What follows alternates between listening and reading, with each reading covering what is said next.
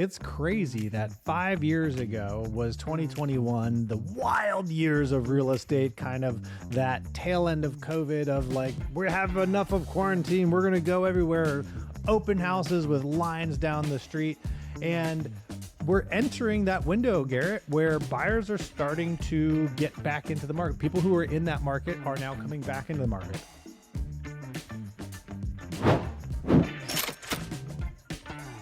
Welcome back to 10 Tenths, where we coach agents into high-performing businesses that fuel their lives. I've got my friend Matt Bonelli with me right now, and if you're listening to this, thank you so much. We appreciate you joining us. If you want to help us out tremendously, go to YouTube, subscribe to the YouTube channel. It's free. And if you want to come check out what Matt and I do outside of this, which is coaching agents, we coach agents through all the aspects of the business out here right now to help them achieve all their goals. You can go check that out at 10tenths.co. With that being said, Matt, good morning, sir. Good morning to you, my friend. We are in the midst of the heat wave that is going on all over the country. But I have air conditioning and a ceiling fan, and you are without air conditioning today. So all the people listening, you're probably listening in an air conditioning car, or maybe you're out for a run or something like that, which would be nice. But like, we're going to ask that you sweating it out here. We're going to ask that you turn that off for today's episode. You need to be at the same condition that we're in right now, at least that I'm in, Matt. You're going to need to go shut your air off and open the windows up. Yeah, it's happening. Only fair. No, I don't believe so. We have heat. We have extreme heat warnings here in South Carolina today. I'm very happy with my air conditioning. Very grateful. We're supposed to be 104. I'm really hoping right now people are listening and they're like, all right, got to do it. And they're just shutting the AC off in their car and putting the windows down and being like, all right, I'm going to take one for the team. You know who you are. I appreciate if you are doing it. Matt, we're going to talk today about the importance of the buyer interview up front, the pre-listing interviews that we do with our clients when we're getting ready to list a property with them. And the question specifically in there of when was the last time you were in the market? When was the last time you bought a home? When was the last time you sold a home? Mm-hmm. And there's some specific reasons right now, Matt, why this is so incredibly important. And I think it's going to be even more important as we go through the next couple years here. So ready to jump in, my friend? Ready to dive in, man. This is going to be fun because it is 2026. We are like, it's crazy that 5 years ago was 2021, the wild years of real estate, kind of that tail end of COVID of like, we have enough of quarantine, we're going to go everywhere, open houses with lines down the street. And we're entering that window, Garrett, where buyers are starting to get back into the market. People who are in that market are now coming back into the market. Early side of it, but really? You know, there are a lot of people who are on the short side. Remember, if the average time of a home being held is about 7 to 10 years, that average has data points on either side of it. So we're entering the window, Garrett. Yeah, we're entering a window right now, and I want you all to think back. Now, some of you were not selling real estate back then, some of the listeners here right now, but if you were selling real estate back then, if you were guiding people through that marketplace, I had fascinating coaching calls with people during that time where we were trying to figure out, like, I've written 10 offers for my buyers and they still can't get one under contract. And they're going, 10,000, 20,000 over asking with cash. They gave up their inspections, they gave up all their stuff, and they still didn't get the home. How can we get them a home in here right now? So we were dealing with that type of stuff. We were also dealing with crazy low interest rates. And they were going out and getting their applications put in and coming back and going, we got approved for 3%. Like, we're not seeing that anymore right now. As a seller going on, Matt, the sellers out here were used to back then of we put our home on the market and we got 14, 15, 20. I mean, what was the high number of offers? I heard some crazy stories. Triple digits. I'd heard. It was insane. Point, I think it was, which is just we were like, whoa, there's the demand. I remember the listing agents sitting and going, what do I do with this? How do I now process and educate my sellers on what is the best offer here right now? Because I got to sit down and actually read through 30 of these things tonight. Like, what do we do with that? it was a crazy marketplace. And I kept telling people during that time, Matt, this is not healthy. Like what we're watching right now is not a healthy situation. There's a lot of deals being done. There's a lot of people moving, but it was really unhealthy how it was happening. It's why I've also said to people why right now I'm like, it's actually a really healthy marketplace when you look at it right now. But I think we need to take a step back in time and remember what was the moment that these people last engaged in real estate, and try to put ourselves in their position back then, and then try to help them understand how they approach a very different market right now. And that might have been their only time, Matt. That might have been their first time. And they think that's what real estate always is.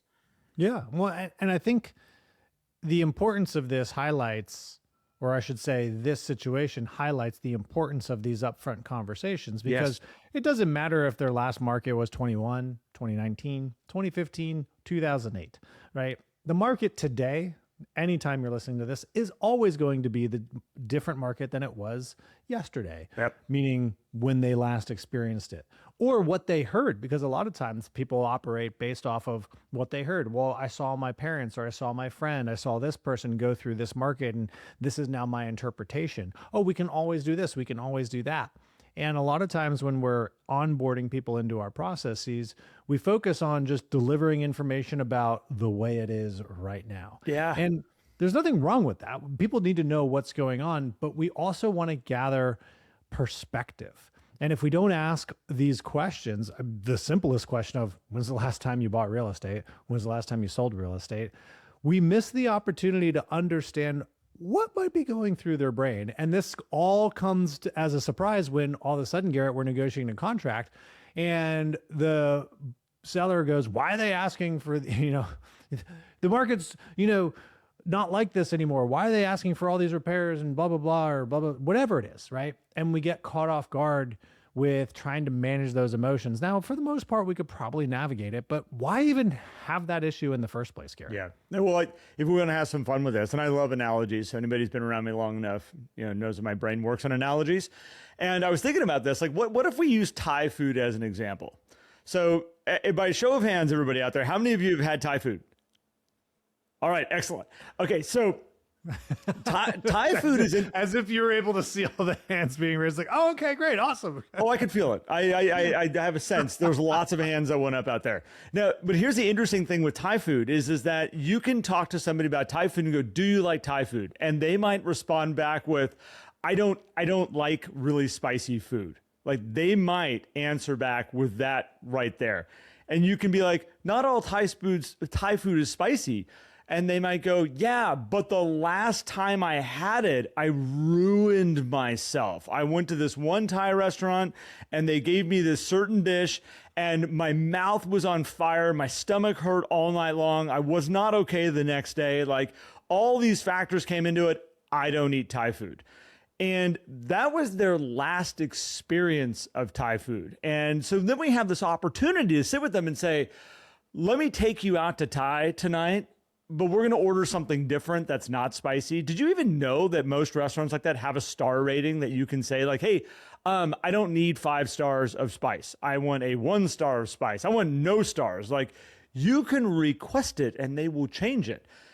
But again, if we have this preconceived notion of what it was like before, a lot of times we bring all that energy into the new situation that we're in right now, going into that restaurant going, oh my gosh, I hope this wasn't like my last experience. I hope this wasn't like that. Now, this is why with these sellers and these buyers, we have to go back and see what their prior experiences were. And Matt, I like what you said is like, this is always important to do. This is always the right thing to do because the marketplace is always changing. It's always adjusting. It's always, shifting. But this is one of those in-your-face moments of like they probably had a very different experience, not a slightly different, a very different experience. And there's a little side of me, Matt, that I think it's why we might have some buyers and sellers in the marketplace that are maybe not making certain decisions they need to be making. And I also think it's why they might be pushing back on some things right now. But there's so many factors about that to correlate that, Maybe, but I definitely know this is why this question needs to be talked about. Absolutely. And I will say this isn't because we're worried about someone thinking that the market is the same. Because I think in general, most participants in the marketplace understand that it's not 2021. I mean, the buyers know it immediately because they're like, wait, we don't have to wait in line to see the house. We can just go. You mean it's still available? That question right there, the seller that's going, why is it still here? We're 2 weeks later. What's going on? What's wrong with your marketing? Last time I sold my home, we had 48 offers in 24 hours. What is wrong with you? You are the problem. And so we want to know what their perspective is, not because they're going to say that's the way it's supposed to be, but because they also could have some just kind of fear around it, particularly on the buyer side, Garrett, because maybe you had a buyer. I mean, I'm not a fan of the survey that said most of the buyers regretted their decision from the kind of like tail end COVID purchases, so to speak, because I think that whole questioning and everything was flawed in a way. And there's always something that people regret, but there could be fear around it because a lot of the articles and things were around that. And they're like, oh, we don't want to make a wrong choice, right? Because any preconceived notion on what's going on in the marketplace basically feeds into a fear of the perspective of what if we get it wrong? What if we don't this? What if this? And it's all the what if negative stuff. And our goal in asking these questions up front is to understand what's going on in their head in terms of how they view this marketplace and also how they view their place in this marketplace based on their prior experiences, so we can help them see the what if positive sides. And and here's how we're going to manage this. And let's set this expectation over here, not just telling them, oh, by the way, days on market has increased from 16 to 28. So yeah, when you come at me with the 2 weeks it hasn't sold, it's not my fault. It's like, no, we're not doing this to be defensive. Try that approach.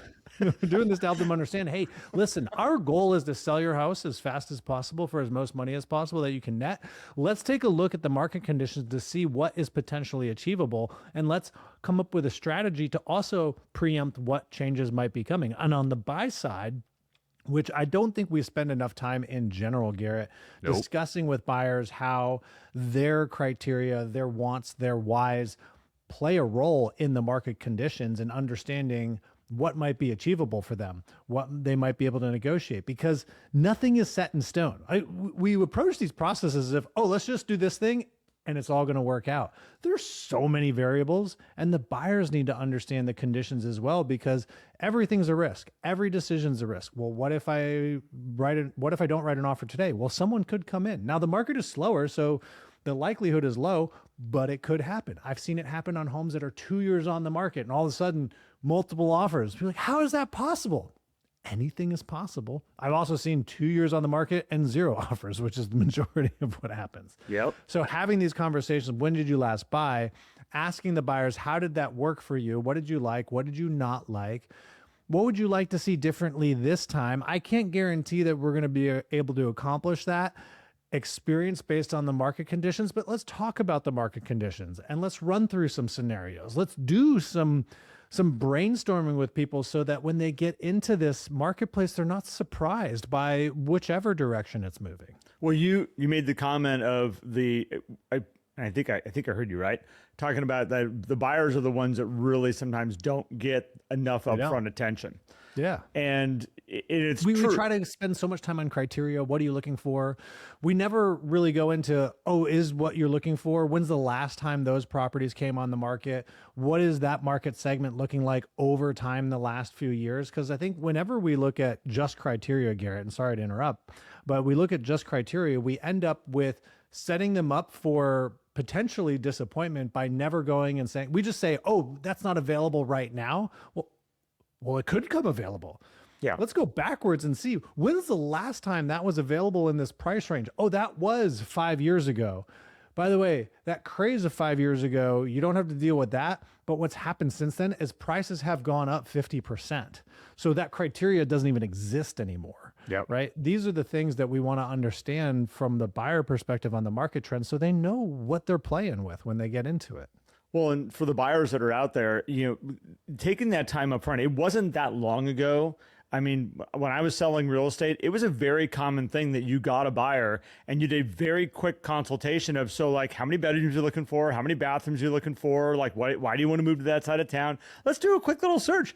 Hey, let's jump in the car and go look at those homes. And that was the buyer process. It might still be for some of you who are listening to this. You might go, that's kind of how I do it. It's not that far off base. And so then we started to upgrade that a little bit, where it was like, now we're going to sit down, we're going to do a larger consultation. A lot of us then had it change that we have to do buyer brokerage agreements. So that forced us to be like, I got to prove a little bit more of my value before I'm like, hey, can I get you to sign this that says we're working together?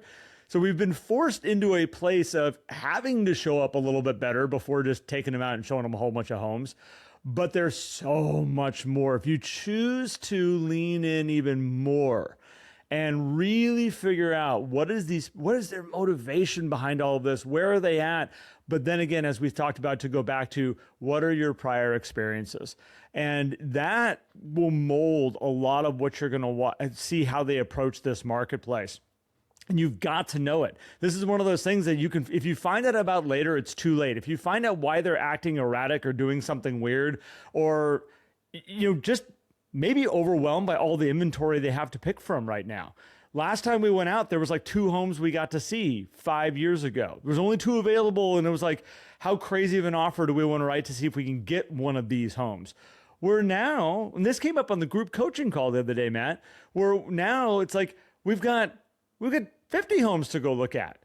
And the whole time in their brain, they're going, I wonder if the next one might be better than this one. And I wonder if the next one might be better than this one. And I don't want to miss something. I don't want to buy the wrong home when the next one around the corner could be the best home. And all of a sudden we find ourselves in this decision-making paralysis. And we're going, why aren't they making a decision? Well, things have changed for them of how they've approached this in the past, and they need new skills. You need to help them understand what they're trying to accomplish on a higher level so that they understand, oh, we have found the right house. We're standing in the right house. This is the one that we should see if we can get a great deal on and make this home.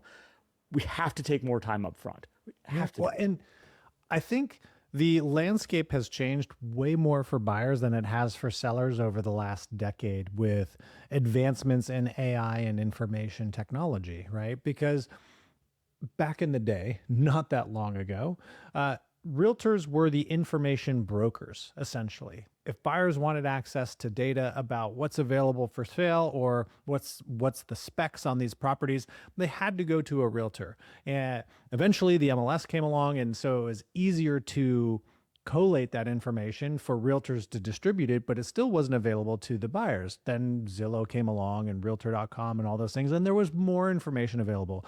But now we have search engines and language learning models and AI chats that can scrape all of this stuff. And so buyers have so much access to information that, on the seller side, more information can actually be helpful because we're trying to organize a strategy for one property.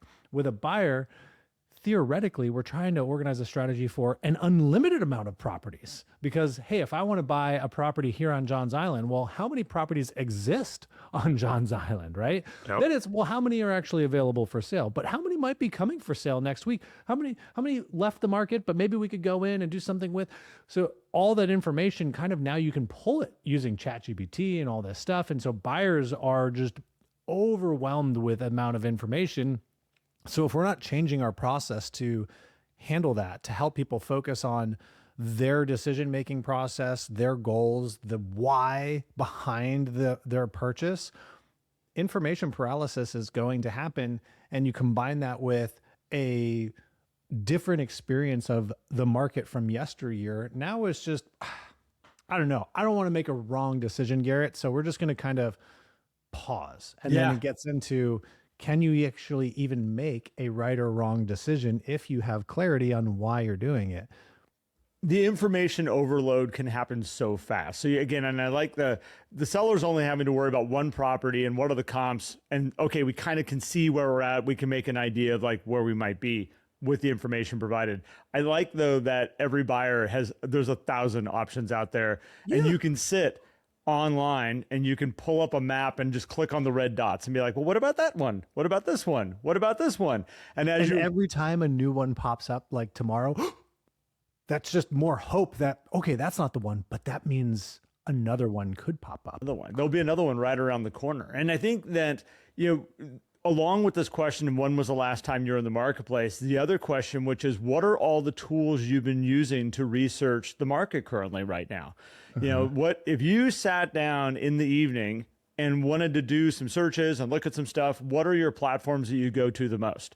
And when you are looking at that information, do you use anything else to analyze it so that you can figure out what's going to work for you, what's best? Because currently right now, they can go in and take that home, and whether they're using Zillow or they're jumping into AI and dropping that home in and saying, hey, if I put down this amount and did this and that, what are my payments probably going to be on this home? And who knows if it's exactly accurate? I've seen lots of things that go all over the place. And again, these are just those opportunities to be like, great. I love that you're using AI to help with the process and kind of educate yourself on more stuff. And we'll use it too as we go through this process. And again, just gather all the information that we can, because Matt, our last a couple episodes back, who's the first to mount stupid or the top to mount stupid? That is what some of these buyers, because they have so much information. I'm not calling buyers stupid. So don't get plugged in on that one. But they have too much information at their fingertips, which is allowing them to get paralyzed in being able to make decisions. And I think it's a lot of what we're watching out here right now. And on the other side of it, Matt, I'm watching a ton of great deals be put together right now. And this is why this marketplace is really fascinating, because if you do take the time up front, if you do educate them so that they can be decision makers, there's a lot of deals being done.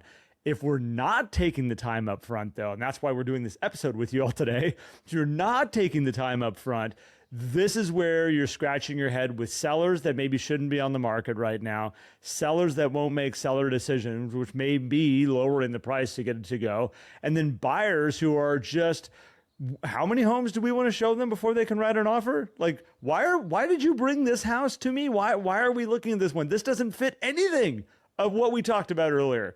That's the stuff that can be happening right now, and it can become an issue. It can. And I think there's a positive aspect that's behind all of this too, because even though there is a lot more information and data which can cause confusion, the good news is that information can be used to your advantage when you're actually in the game and doing a deal.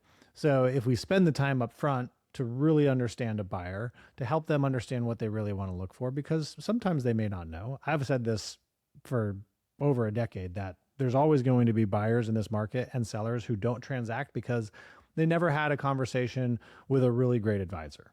So if you become that great advisor, and many of you already are, if we enhance this upfront process, now we have a very clear buyer that can run through a transaction, that can go through with clarity, because now we're just working out details because they know why they want that particular property.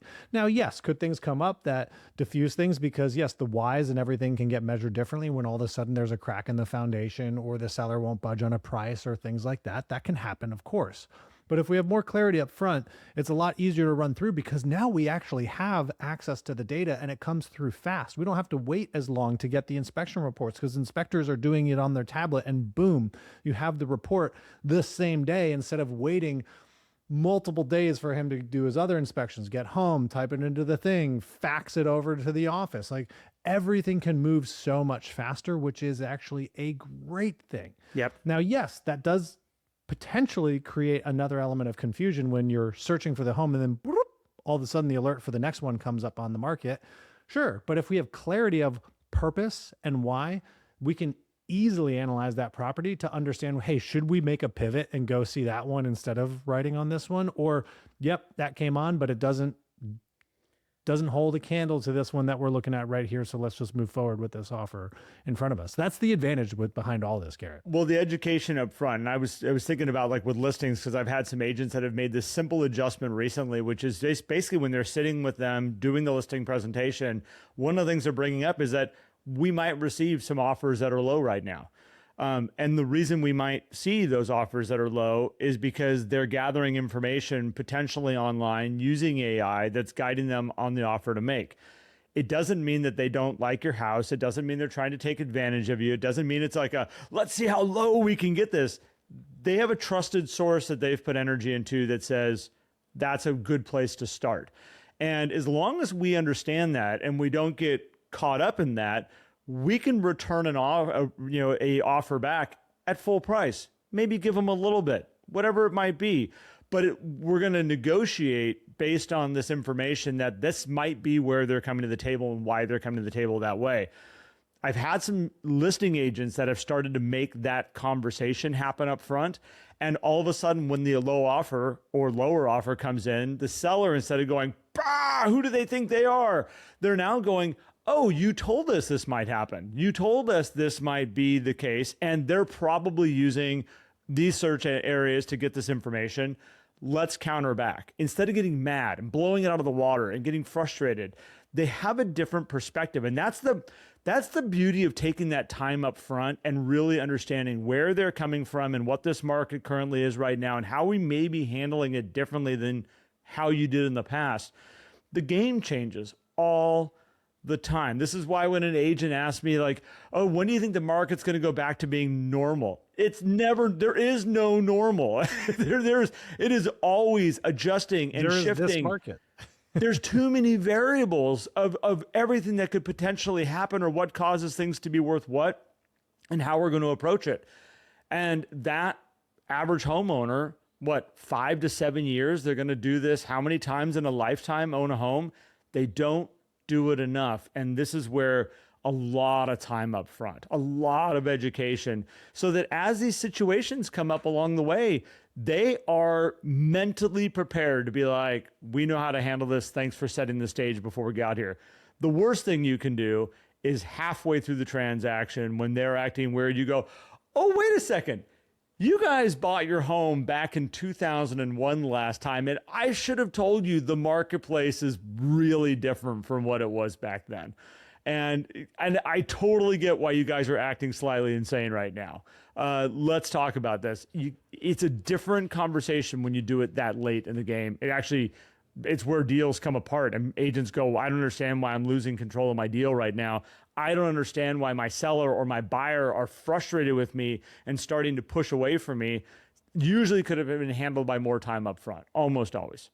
There are so many things in this business, Garrett, that are absolutely unpredictable and out of our control. Why not control as much as we possibly can by having conversations with people, not necessarily just to gather information? And we talked about this in our group call too, is where most onboarding procedures for buyers and for sellers, but for buyers, I feel like this is a bit more important. We focus on gathering information, and then we give information. Like, we need to know everything about what they want, what they're looking for, and then I'm going to give them the information of what matches the information they gave us. That part that we've been talking about this entire episode, though, is understanding their perspective, understanding more about why that is the information that they're sharing. Is there any information gaps that exist that we need to also address? Because they gave us this information. You know, they didn't mention school districts, but they have school-age kids. I wonder if I should ask a question about that. Yes, you should. Let's understand these things.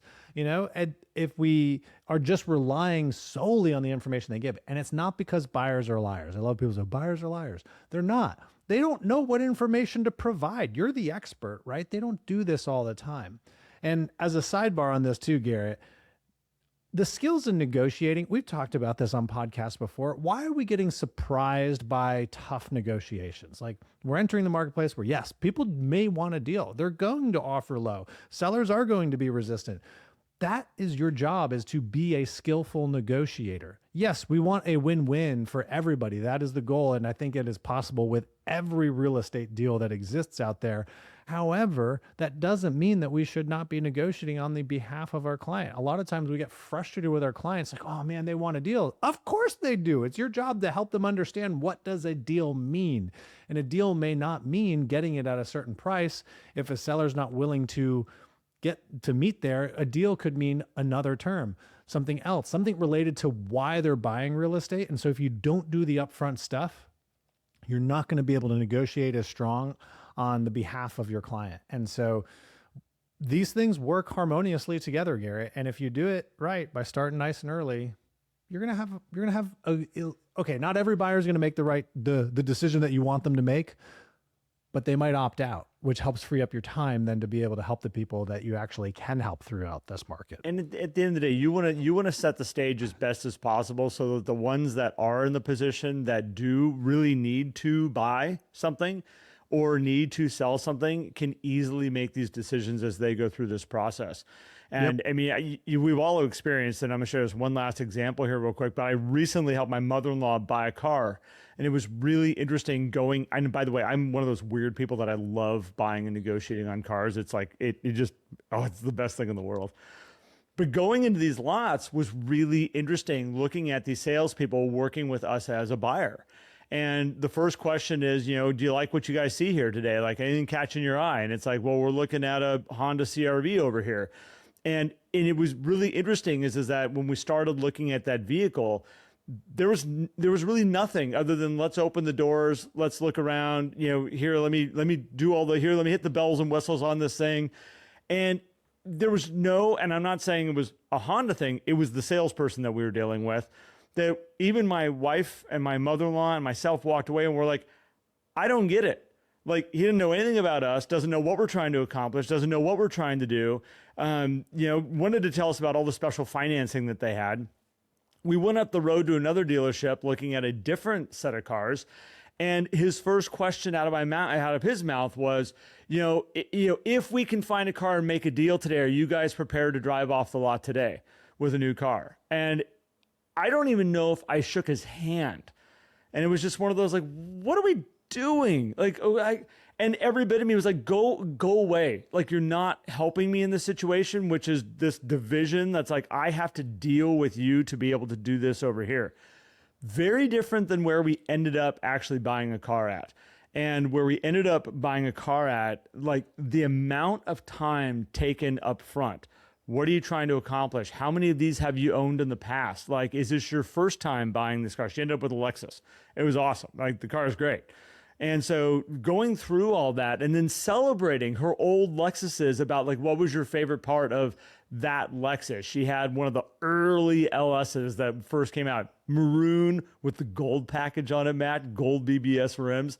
That was her first Lexus, the big sedan. Nice. And it was fun to watch the salespeople celebrate that car and then go like, that was the one that put Lexus on the map. And she's like, I know, I had one of the first ones. And then to roll into her next Lexus after that and celebrate that moment. And then to take it all the way out to, I get to go do it again. I get another Lexus. I know I like these cars. I know I like that time taken up front and the celebration and the understanding of the experiences of the past. We walked out of that, drove all the way home, was a 3.5-hour drive home, basically going, that was the best experience ever. What a great salesperson. What a great experience of the showroom. The guy who did the delivery on the car, the time that he took to walk my mother-in-law through her phone and to help her with that. Like, this time is wanted so badly by the people that are buying. They're making these decisions. They need the time. They crave the time. And sometimes we think, I think by moving really fast, we think that we're saving them time and we're like trying to like just expedite this process and get them into the homes as fast as possible and see if we can see as many homes we possibly can. But because we skipped all this like falling in love together up front, all of a sudden it's really rocky down the road, or it can get weird down the road. So maybe that's the way to say it. Spend some time, fall in love up front, get to know your people, get to know everything that they need, all the ins and outs of what they're trying to figure out. And then you can help them make amazing decisions as they move forward. It just helps give them the confidence to make a decision that they are happy and comfortable with. Because at the end of the day, there's no right or wrong decision that buyers can make necessarily, right? They're going to make a decision. It's going to be up to them whether they want to accept that it was a good decision for them or not. And all the variables that live within between good and bad, right?